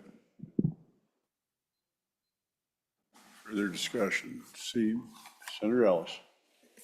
Thank you, Mr. President. And I think that's what I'm getting after is I'm flying a little blind because I'm hearing things in my district that I think are unique to the larger school districts that have significant cash reserves, and that might not be the case. So, certainly I'll visit with the bringer of the bill and see if we can come up with different solutions. But, I mean, do you know how much each of your school districts have in their cash reserves? If you don't know that, then I think it's worth asking. Further discussion. Senator Hicks. Yeah, Mr. Chairman, I think this is a very good discussion, and both of those points are well brought out. If it's strictly a cash flow issue, I think we can deal with that. I mean, we were operating the districts at the 15% level before we passed this. It was designed for all the federal COVID money that come in here. And if this is strictly reserved for the purposes of cash flow for districts, I think that's probably a good discussion to have. But my concern is there is some districts that have substantial $50 million in reserves already, that this just allows them to keep that. And at the end of the day, once it's in those reserve accounts, there's a certain level of discretionary spending there. So if we really want to tighten this up for cash flow purposes, I think for the short term, that's probably a good idea for those districts that experience that. But I'm worried about just continuing these giant reserves. At the same time, we're increasingly, the cost to the state for the cost of education is going up. And so, anyway, I do think this is a very serious topic and something that needs to be explored. Hope we can address this through this bill and with maybe a third reading amendment for the purposes that the bringer brought. But it's a much bigger issue than just that. Senator Scott. Mr. President, I do think that it's appropriate to increase these reserves. We did hear in committee considerable testimony about some of the cash flow problems. I will say to the Senate that the original increase from 15 to 30% was motivated by the federal COVID relief funds that went directly to school districts. And we were afraid with the federal requirements on that and whatnot, there was going to be a tendency to fritter those away on short-term things that weren't going to prove to be useful, because the school districts wouldn't have an opportunity to save it and spend it more prudently over a period of time. We're not entirely past that problem. We aren't getting, I don't think, any more new money in, but you still got the savings that were made then. Mr. President, what I'm going to suggest to the Senate is that we pass this bill now the way it is, and that when we do our recalibration, which is coming up, that'll give us a couple more years for it to shake out, and we'll be able to have a much better understanding of what's appropriate in the way of reserves, Mr. President, and what isn't. So I think we ought to support the bill as it stands now, and then look in the future to see how it's worked with some time, so we can get a good fix on what really is needed and what isn't.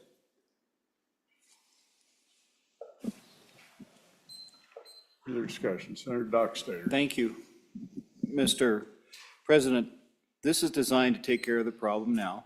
Committee 4 can go down, take care of the recalibration, do the deeper dive when the time comes. But right now, we have a problem that's unresolved, especially for many of our small districts across the state.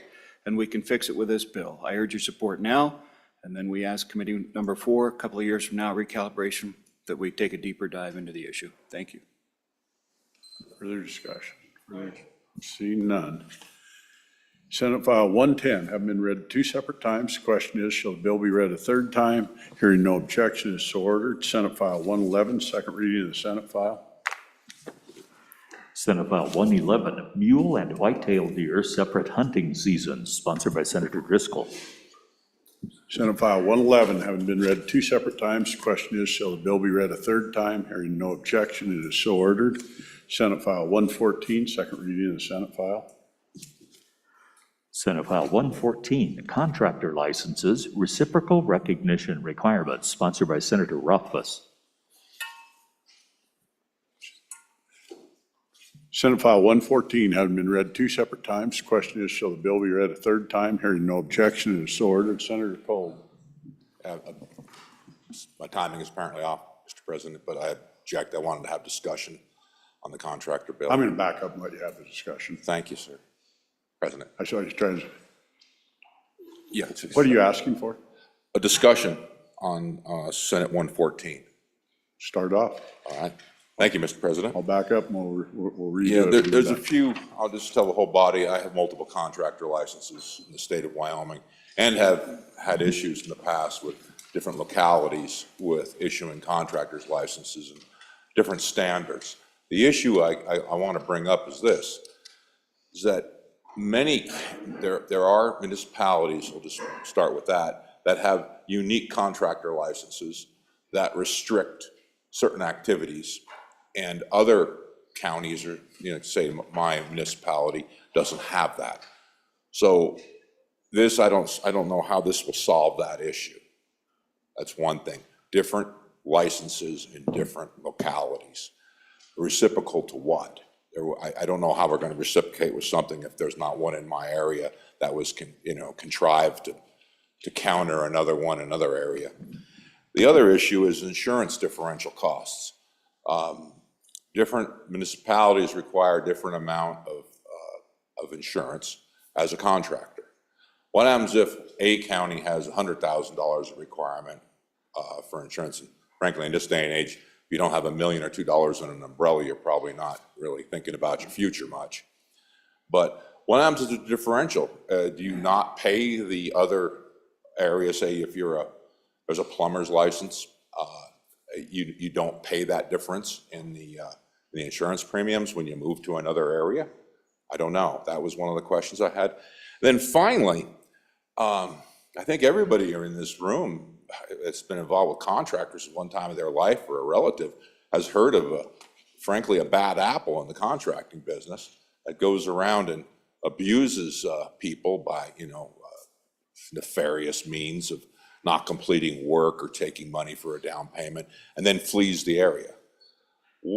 Was there any contemplation about keeping that under wraps so they just don't run off to another jurisdiction and say, before something happens where they came from and say, you got to give me a reciprocal license? Or are they going to talk back and forth between the municipalities, let's say? I'll just keep it with that. And those are some questions and concerns I have, Mr. President. Thank you for the opportunity to speak. Further discussion. Senator Rothfuss. Thanks, Mr. President. Mr. President, the first two concerns are being addressed through an amendment that's being worked on. I would lay the bill back, but the bill is already sort of delayed as things are, and that's a concern. So we'll have that amendment ready for third reading, and there's been some back and forth on that. So that gets to the reciprocity, what's it look like, what's insurance look like, and ensuring that there are standards, and the language that will go into that will basically be looking to what are called the ICC standards, the international organization, and having those utilized as a common standard so that the reciprocity requires engagement at that level. And then there's a little addition of language to contemplate appropriate insurance levels as well. With regard to the third provision about bad actor, Mr. President, that was addressed in the standing committee amendment where a little passage was added that if a district had already said, no, I'm sorry, you don't have, we don't want you here, that is going to continue to stand. So I think that's addressed, and I'd encourage any senators that have that concern to look back at that standing committee amendment number 1 and make sure that language appropriately addresses that concern, because I think, Mr. President, we've taken care of that one already. But the first two do need an amendment to address, and we're working on that. Further discussion? Seeing none. Senate File 114 having been read two separate times. Question is, shall the bill be heard a third time? Hearing no objection, is so ordered. Senate File 118, second reading of the Senate file. Senate File 118, Bighorn and Domestic Sheep Relocation, Federal Action, sponsored by Senator Hicks. Senate File 118 having been read two separate times. Question is, shall the bill be heard a third time? Hearing no objection, is so ordered. Senate File 120, second reading of the Senate file. Senate File 120, driver's licenses, unauthorized alien restrictions, sponsored by Senator Bouchard. Senate File 120, having been read 2 separate times. Question is, shall the bill be read a third time? Hearing no objection, is so ordered. Senate File 123, second reading of the Senate file. Senate File 123, minor name changes, sponsored by Senator Kinski. There is an amendment. Can we have the amendment read in, please? Senate File 125, second reading amendment number 1, delete. Senator Dockstader. Which one we at? 121? Oh, that's not mine.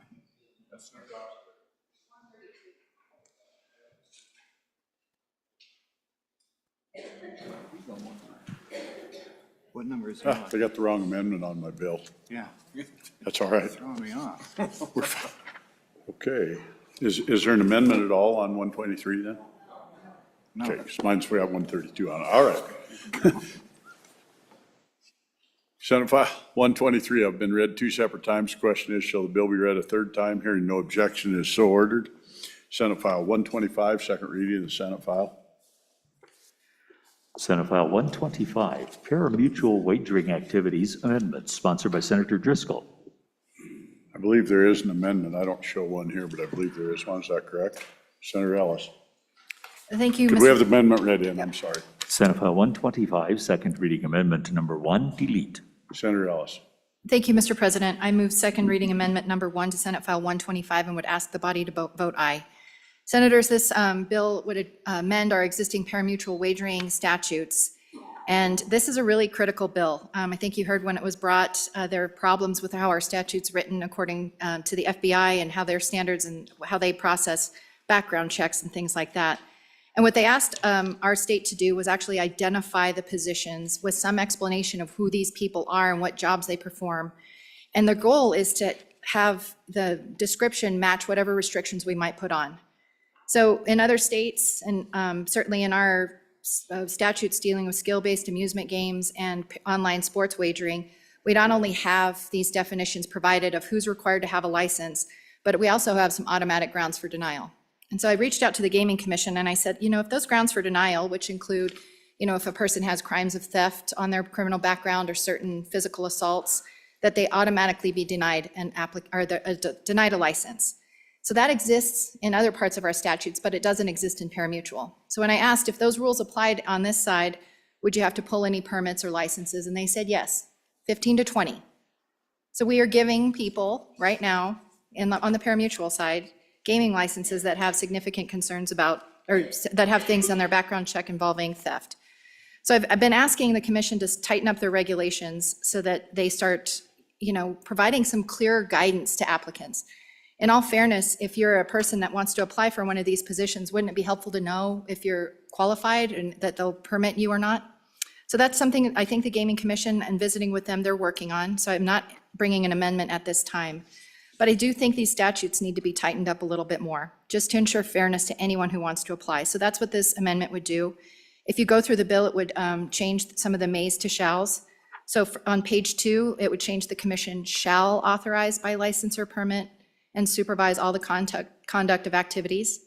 It would go on to line 15, page 2, the commission shall require that license applicants be fingerprinted. It would delete the may to shall that was discussed on committee of the whole. But recognizing there are some exceptions that might exist out there. And so one person, as I was leaving committee, as we were discussing this bill, indicated that you might be an owner or partial owner of a horse. And on race day, if that person's a minor, they might want to go back and see their horse before their horse goes out to race. So that makes sense to me, not requiring a minor to get fingerprinted and background checks, that makes sense. But this is the difficulty in our statutes as they're written right now. In other statutes in other states, you'll see where they identify key employees that have to go through extensive background checks, looking at financial records, bank statements, your income taxes, just to make sure there's no nefarious action. They have different classes. But in Wyoming, we just can't seem to get to that level of sophistication and saying there's a difference between the people who are cleaning horse stalls versus the CEOs of these companies. So this is a Band-Aid, but I think it's an important one to make. So if you go through the bill, you'll see where it would change all those mays to shalls, and then you'll see an exception that no owner under the age of 18, unless the owner is an employee or a prospective employee, shall be required to submit for a background or of criminal history or fingerprints. And that would just allow kids who might have a horse racing to be able to visit their horse without having to go through an extensive background check. In visiting with the bringer of this bill, I think there might be some further refinement to this. But for now, and so just as a preview, you might see a third reading, another amendment coming. But I just implore you, senators, this is an important bill, and we've got this going. We can be doing a better job, and we need to be doing a better job of ensuring the integrity of our gaming industry in Wyoming. So thank you, Mr. President. For discussion, Chairman Schuler. Thank you, Mr. President. I certainly understand the bringer of the amendment and the wishes. We did discuss the ideas of taking some of the mays out and the shalls, or excuse me, the shalls into mays. But I would point to page 3. That was never taken out on page 3, line 14. And I think that pretty much covers everything. Each permittee shall be licensed by the commission and shall comply with all rules and regulations and all orders issued by the commission. And the only reason I have an issue with maybe leaving the may in on line 13 is that I really feel like the subcommittee that worked on this bill, which included a lot of our owner-operators, as well as other stakeholders, felt like we would be tying, the hands of the commission and maybe even having some issues with DCI. We worked really hard, particularly the director, to make sure we came up with the proper terms for everything that we needed in this bill. And I feel like the FBI, I think, will be okay with our definitions, because before they were overly broad. I think we've made them more specific. So I truly understand. I'd actually like the last part of the amendment, the bringer of the bill brings after, page 11 after line 9. But I'm not so sure that we really need the mays where we're taking the rest of those out on the rest of the bill. So I would push back against this amendment.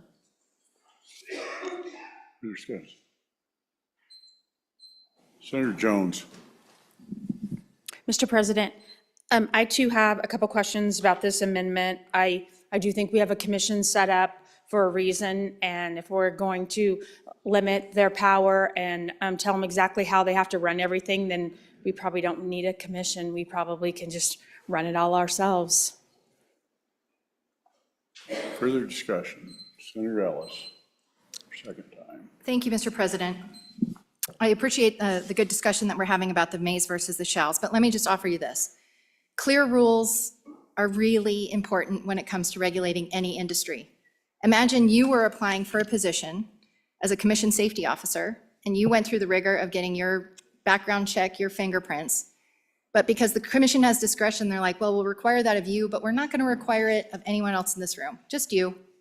That's where the problem is, Mr. President, is there's no consistency. And I'm unaware of any other state that has gaming now in this particular universe where people are wagering over $1 billion in the state of Wyoming, where we just need some tighter guidance. And so that's the purpose of bringing this. And certainly there might be some of these positions that need a little bit more latitude, but our statute, these issues have been out there for 2 years, asking our commission to help give us guidance. And I'll tell you, I peeked on this work group, and I was not overly impressed with the first version of the bills that we saw. What you see before you is largely because I sat at my computer and said, can't we come up with better definitions of what a manager is, what an employee is? I mean, basic statutory construction. So, Mr. President, do I want to trust our gaming commission to go out there and be ahead of this and coming to us with requests to have authorities they need? I would love that. But my experience in working this is we're always reacting, always trying to catch up. There's a problem that needs some kind of immediate fix. And so I think that this is going to be a problem down the road if we don't address the mays versus the shalls. This is to provide consistency in an industry that's regulated, that needs to be regulated, that's highly regulated in almost every other jurisdiction where this kind of activity is permitted. So this is for consistency. And like I said, I'm happy to discuss if there need to be other adjustments made, but this is for consistency for our applicants.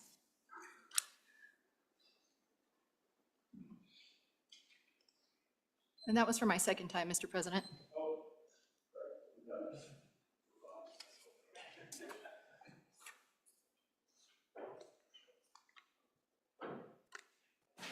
We're voting on second reading amendment number 1 to Senate File 125. All in favor say aye. Aye. Those opposed, no. No. Noes have it. Division. If we're in favor of second reading amendment number 1 to Senate File 125, please stand.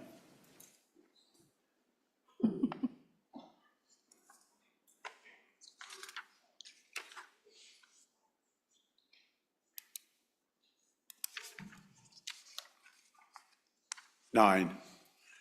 Second reading amendment number 1 to Senate File 125 has failed the Senate. Back on the bill. Further discussion, Senator Hicks. Mr. President, Oh.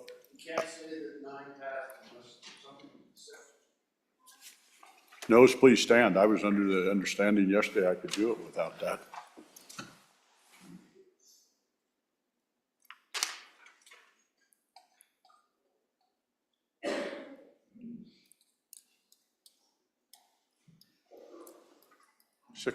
Nine ayes, 16 noes, 17 noes.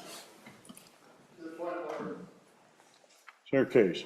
Mr. Chairman, we don't need to call for the noes if there's a clear majority of the Senate in the ayes.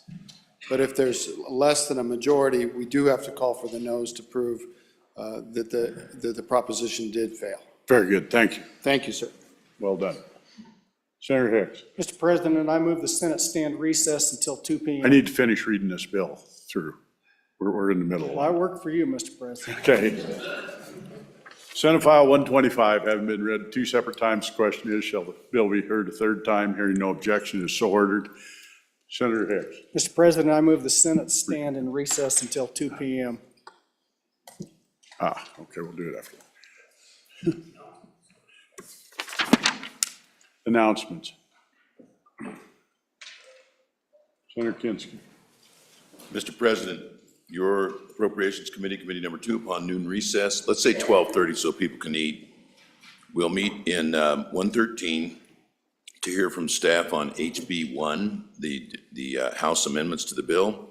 And time permitting, we will proceed to HB 83, Public Retirement Actuarially Determined Contributions. If we can't get to it, it will be carried over to Tuesday. Senator Case. Mr. President, your Corporations Committee Number 7 will meet tomorrow morning at 8 a.m.